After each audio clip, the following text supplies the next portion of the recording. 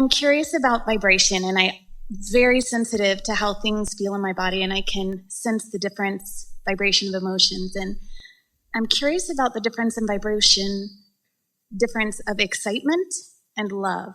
And where are they the same vibration and just it's a different intensity, or how do they relate to one another? Why does it matter? Because I think a lot of people, they've reached this plateau of peaceful joy and happiness. There's no plateau. Which do you prefer is the only question. The feeling of love or the feeling of excitement? And why are you making a distinction between them? I was curious from the answer, yeah. This is a really good question.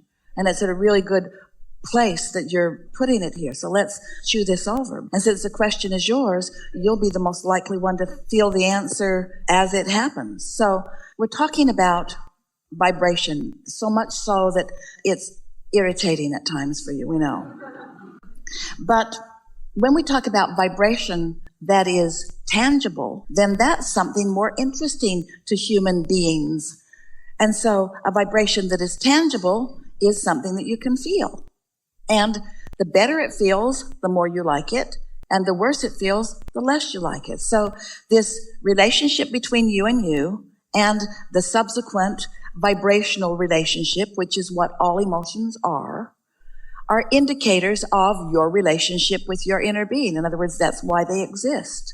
And so when you think conceptually, when you're contemplating what might be the best thing for me to do in terms of what I want to create, it gets sometimes sort of confusing and wonky for you because you forget something that we want to continue to remind you, and that is everything that you want, no matter what it is, whether it's a material object or a pile of money or a relationship or a state of being or circumstance or event, doesn't matter. Everything that you ever want or anybody else ever wants is for one reason and one reason only.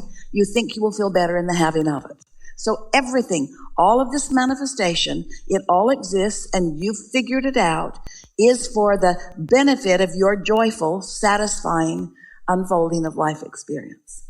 So when you put all of that as the underpinning of the conversation that we're having, and then you say, what's the difference between a feeling of love or a feeling of excitement or enthusiasm? Both of them are high-flying vibrations. Both of them feel good. And both of them are relative to something. Both of them are in connection with source energy.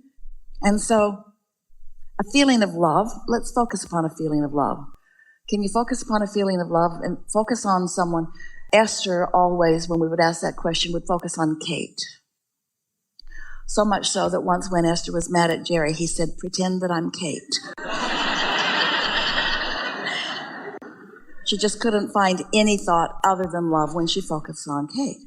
But let's really explain it. When she focused on Kate, she couldn't find a resistant thought.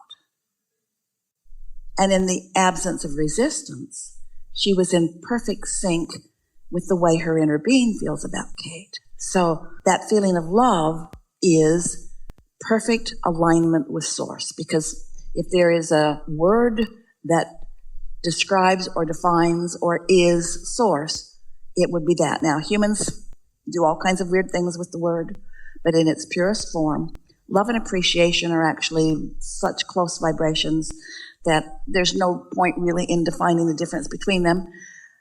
You just like it better when we say love. So in complete alignment with your inner being, you're really going to like this. Love, let's just say, all right, here it is. You accept your emotional scale, yes? You could be fearful all the way to exhilarated or whatever that high-flying love appreciation is. So you get the boundaries isn't the right word, but the spectrum of your emotional scale. It's almost impossible for you to mentally conceive of your inner being's emotional scale, because its lowest point is what you call love. We like how you got that. Now, tune into your inner being and together focus on something new and find out what's beyond love. You might call it passion. You might call it exhilaration, but you'll know it when you feel it. It's just more momentum. Is it a higher frequency? Yes, it's that too. but it's a higher frequency that's been focused upon longer, so there's more momentum about it. What does more momentum give you? Think about it. In terms of your physical environment. Think in terms of the physics that you learned in school or didn't learn in school and are learning now. What does momentum bring to the equation? More power, more movement, more getting things done. If you want to be a powerful creator, then tune yourself to the frequency of love and then turn on the juice. So this goes back to what we were talking about earlier.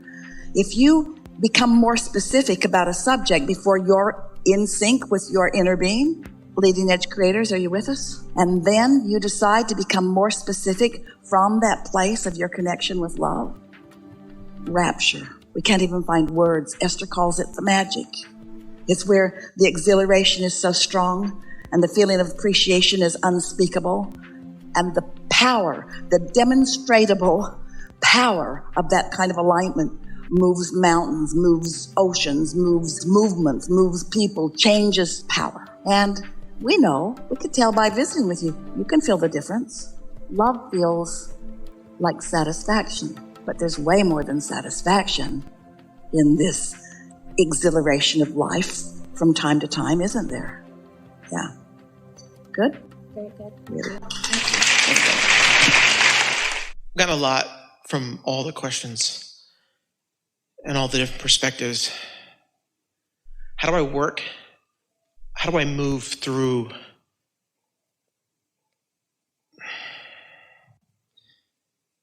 by not trying to, by just accomplishing a different perspective and letting the universe do the work for you?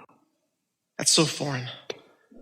We know, because you've accomplished through your action and through your deliberate attention to things. And so it's not so different. We're asking for deliberate attention still. We're asking you to accept that you've already done the asking and you've already put all the building blocks in place. And now you're just waiting for the next inspiration that feels good in order to start allowing it to unfold. Can I try and rephrase that? Yes. So I've done the asking, and now I'm sitting in a place of allowing. And then when the inspiration, the thought, the outside influence arrives to me. It's really the inside influence, but... Inside. Then I take that action. Yeah, but only if it feels good and is exciting to you. If you feel moved to do it, then do it. If it feels like something you want to do. Because you're not doing it to fix something, and you're really not doing it for an ending place, because that messes it all up. It feels like something that you want to do. And the first time or two or three that it feels like that, even though it's irrational maybe, but you follow it and then it leads to something that is perfectly rational, then you'll know you've got it. And it doesn't take very much. In fact, you've done that many times, but now when you do it, you'll notice it more. I'm good with that at work. So I go to work, like I can feel the inspiration. I take that action.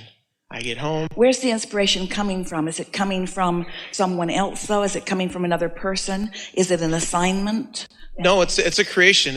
I want to develop. I want to do this with real estate, and then it comes, and it's so great. You know what that feels like. Yes. You know what something that turned into a wild goose chase felt like at the beginning.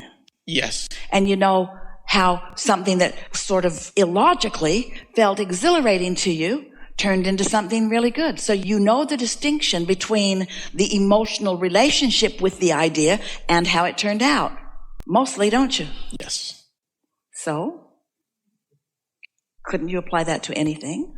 Or is there something that you have more resistance going on? Yes. Yeah. So, home life, kids, wife. Wife has her own mind, which is crazy. She has her own desires. They're all agreeing. But think about what you're saying. So what you're saying is, when I put myself into a more focused environment where there are not so many other things for me to consider, I get control of my own vibration and I can mesh with my inner being more easily. But when there are other human components, I find myself feeling the need to mesh with them, and it doesn't seem like I can mesh with them and my inner being at the same time. Feels like one or the other. And that's what we were talking about earlier when we were talking about too much conversation. Hardly anybody gives themselves an opportunity to get into the receptive mode. There's too much to do, too many people to talk to, too many things to solve, too many things to do, too much activity. And so it's really not too much. But if you're not carving out for yourself that 15 minutes that you can quiet your mind and then get into the receiving mode, then the chatter from life overwhelms you. And only when there's really strong belief or expectation do you break through into receiving. I want to give you a very brief story that will really speak to what we're talking about. So Esther has been meditating for years, but it's only been recently that we've really been talking a lot about getting into that quiet place so that you can recognize when you're in the receiving mode. So she'd been meditating every day for several weeks. And then a friend was coming and they were going to take a walk around the loop in her neighborhood. And both of them had already meditated. And when her friend got there, they went out through the courtyard, and there's a man-made stream that Esther had put in a couple of years ago that really has wonderful sound. It's like sitting by a mountain stream. And they sat down for just a moment by the stream to visit a little bit before they started to walk. And then they decided, why don't we take a minute and meditate together? So they closed their eyes and focused on the stream because it was such a blissful thought. And it was like being in paradise. And since both of them had already meditated, they were already in a very receptive mode. And so both of them went right into meditation. Esther felt herself immediately feel that detachment. And then a jet flew over. And then another jet flew over. And then another jet flew over. And then another jet flew over. Jets don't usually fly over like that, and so many of them all at once.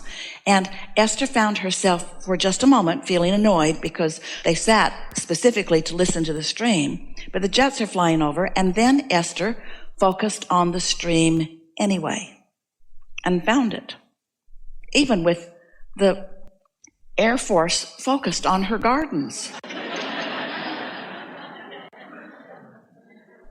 And got right into that place.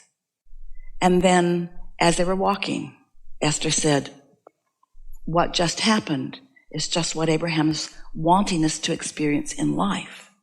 We're able to tune ourselves to connection, no matter what else crazy is going on around us.